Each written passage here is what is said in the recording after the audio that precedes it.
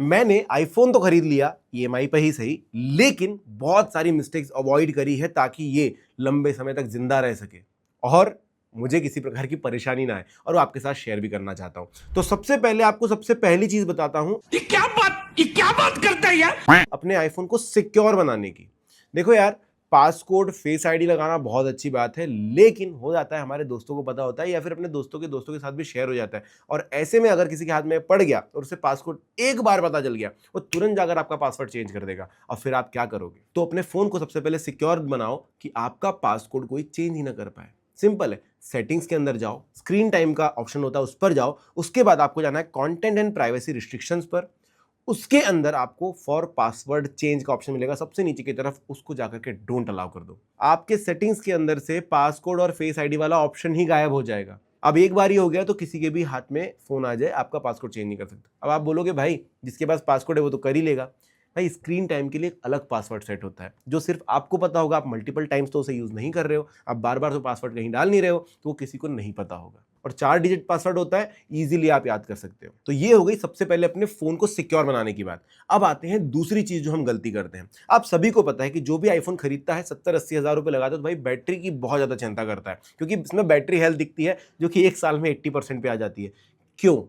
मैं भी एक साल से इस्तेमाल कर रहा हूं, बैटरी हेल्थ 95% है। आईफोन खुद बोल रहा है 80% से ज्यादा चार्ज मत करो। अब तो सेटिंग्स भी आती है, 80% पे अपने आईफोन को स्टिक कर दो। कितना भी मैं चार्जिंग पे रख लूं, ये 80% से ऊपर नहीं जाता। दूसरा, 20% से नीचे लो पावर मोड होता है, जिसके अंदर बैकग्राउंड एप्लीकेशंस को आईफोन बहुत हद तक रोकता है। पर 20% से नीचे जाना क्यों है?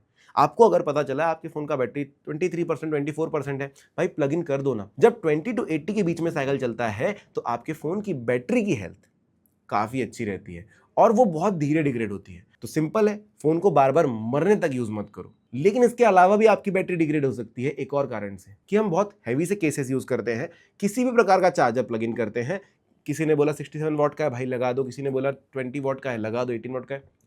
आप जितने अलग अलग ब्रांड्स के आईफोन चार्जर इस्तेमाल करेंगे, मे बी वो उतने अच्छे से सिंक नहीं हो पा रहे, उतने जैसे इसके साथ कम्युनिकेट नहीं कर पा रहे हैं, और आपके आईफोन को हीटअप कर रहे हैं। कवर निकाल के चार्ज करोगे तो हीटअप में काफी हद तक जो है फायदा मिलता है, लेकिन मैं खुद भी कवर लगाने के बाद ही चार्ज करता हूं। कवर कभी नहीं निकालता अपने फोन का, सिर्फ वीडियोस के लिए निकालता हूं। स्टिल मेरे फोन की बैटरी हेल्थ अच्छी, क्योंकि मैं गर्म नहीं होने देता और कभी भी किसी भी दूसरे चार्जर पे चार्ज नहीं करता।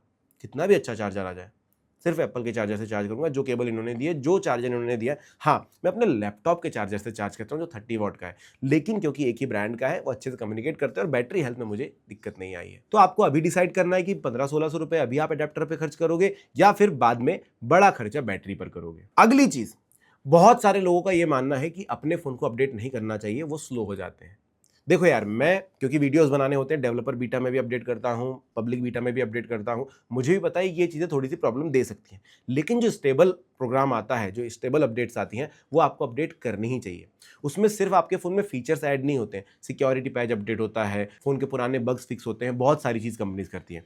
हाँ, ये ज़रूर है कि कुछ सालों पहले एप्पल ने भी माना था कि हम पुराने फ़ोन्स में जो अब नई अपडेट देते हैं उसकी वजह से फ़ोन स्लो होते हैं, क्योंकि वो कंपैटिबिलिटी का इश्यू होता है। लेकिन जो नए डिवाइसेस होते हैं, अब इस फ़ोन के अंदर 8 GB की रैम है, जो iOS 26 इन्होंने बनाया हुआ है। इस फोन को 1 साल नहीं हुआ है, कम से कम अगले 3 से 4 अपडेट तो आराम से कर लेगा।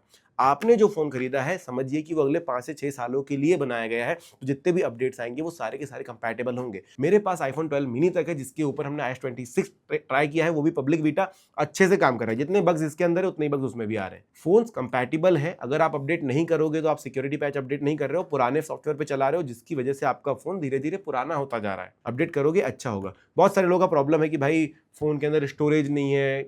मैंने जितने भी लोगों को देखा जो अपडेट नहीं कर पा रहे कि भाई मेरे फोन में स्टोरेज नहीं बचा है, थोड़ा सा खाली कर लो।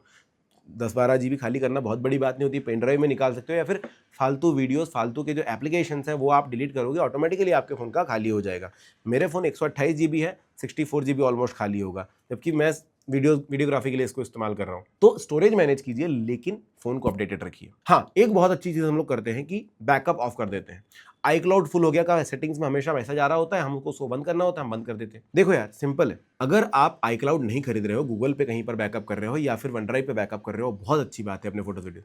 सिंपल जाओ iCloud के ऊपर, फोटोज एंड वीडियोस का सेक्शन बंद कर दो। फोटोज और वीडियोस वहां पर सिंकअप नहीं होंगे। बाकी जो डेटा है, नोट्स का डेटा हो गया आपका, या फिर आपके एप्लीकेशंस का डेटा हो गया, आपके पासवर्ड्स हो गए, वो सारे बैकअप होने दो, जिसकी वजह से आपका फोन अप टू डेट रहेगा। और अगर आप कभी फोन चेंज करेंगे तो उसके अंदर भी पूरा डेटा ट्रांसफर होगा। iCloud आपकी बहुत हेल्प करेगा और कॉन्टेक्ट्स वगैरह भी बहुत अच्छे से सेव करेगा। लेकिन अगर कभी आपने iCloud की तरफ झांका ही नहीं है तो मैं बोलूंगा आप पूरा इस्तेमाल नहीं कर रहे हैं। अपने फोन में iCloud खोलिए, iCloud का सेटिंग्स के अंदर ऑप्शन होता है, या फिर आप साइट पे जाकर के लॉगिन कीजिए और उस पर प्रॉपर सेटिंग्स कीजिए अपने हिसाब से, ताकि आप उसका सही इस्तेमाल कर सकें। iCloud बहुत अच्छी चीज़ है। बहुत सारी एप्लीकेशंस भी वहाँ पर बैकअप होती जाती हैं, तो उनको भी आप मैनुअली बंद कर सकते हो कि ये एप्लीकेशन का बैकअप मुझे नहीं चाहिए iCloud के ऊपर, तो वो आप ज़रूर बंद करो, क्योंकि फालतू में फिर आपका 5 GB डेटा जो आपको फ्री ऑफ कॉस्ट मिल रहा है वो भर रहा होता है, वो ज़रूर बंद करनी है। लेकिन मेन चीज़ें, पासवर्ड्स हो गए, नोट्स हो गए, ये ऐसी कॉन्टैक्ट्स हो गए, सारी चीज़ें ज़रूर बैकअप करके रखो। अब एक चीज़ जो कि कंटेजियस है और ये आती है एंड्रॉयड यूजर्स की तरफ से, उनकी गलती नहीं है, वो फोन्स में चलता है, बट आपके आईफोन में जो बैकग्राउंड एप्लीकेशन है या फिर जो रिसेंट एप्लीकेशन जब आप स्वाइप अप करते हैं, बहुत सारी आती है लिस्ट में, तो हमारी एक आदत होती है, मेरी भी है, सारी किल करनी है, सारी किल करनी है। देखो आईफोन खुद बोल रहा है कि भाई ये करने की आपको जरूरत नहीं है। दैट इज वाई उन्होंने कहीं पर ऑप्शन नहीं दिया है सारी एप्लीकेशन किल करने के लिए एक साथ। क्लोज ऑल का ऑप्शन कहीं नहीं मिलता है आपको। एक अकेले एप्लीकेशन को किल करने का ऑप्शन इसलिए दिया है क्योंकि अगर कभी कोई ऐप मिस फंक्शन कर रही है, सही से काम नहीं कर रही है, लैग कर रही है, तो हो सकता है कि वो सही से ओपन नहीं हुई है, तब आप उसको किल करके वापस ओपन कर दो।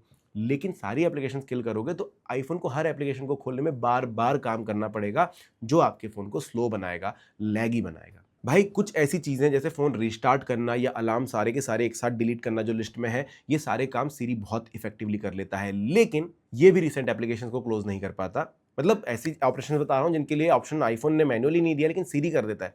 लेकिन सीरी आपकी सारी एप्लीकेशंस क्लोज नहीं कर पाता रिसेंट वाली, क्योंकि आईफोन ने बोला है मत करो, आपका फ़ोन धीरे धीरे लैगी बनता जाएगा। तो आप डिसाइड करो कि आपको बैटरी, रैम और अपना सीपीयू ज़्यादा प्यारा है या फिर रिसेंट एप्लीकेशन क्लियर रहे वो ज़्यादा अच्छा लगता है। अगली चीज़, हम फाइंड माई फ़ोन, जो कि सबसे अच्छा फीचर है आईफोन का, वो इस्तेमाल नहीं करते, उसको टर्न ऑफ रखते हैं। आपने फ़ोन लिया, आप जाकर के फाइंड माई फ़ोन सेटअप करो। बहुत सिंपल सा प्रोसीजर है। क्या होता है ना, आपका फ़ोन कभी गिर गया या किसी ने ले भी लिया और स्विच ऑफ भी कर दिया, उसके बाद भी फ़ोन रीचेबल होते हैं, फाइंडेबल होता है, आपका आईफोन फाइंडेबल होता है। लेकिन हम फाइंड माई फ़ोन को सेटअप नहीं करते, ऑफ रखते हैं, जिसकी वजह से जब ये गुम जाता है तो हम बोलते हैं हम टोटल लॉस में हैं। मेरे फ़ोन का फाइंड माई मैं हमेशा चालू रखता हूँ, जिसकी वजह से अगर ये कहीं पर भी हो, मैं इसकी एग्जैक्ट लोकेशन देख सकता हूँ, ढूंढ सकता हूँ और इसको ट्रैक करके उठा सकता हूँ फ़ोन जहाँ पर भी पड़ा हो। तो ये ज़रूर चालू रखो। और अपना आईफोन किसी एंड्रॉइड से ढूंढना है, वो भी बहुत अच्छा हो जाता है, उसके लिए भी वीडियो मैं नीचे डाल दूंगा, वो ज़रूर देख लेना। और अगली गलती भी छोटी मोटी नहीं है। नॉर्मली हम लोग कहीं पर जाते हैं और हमें दिखता भाई फ्री का वाईफाई मिल रहा है, ओपन वाईफाई है, यूज़ कर लो।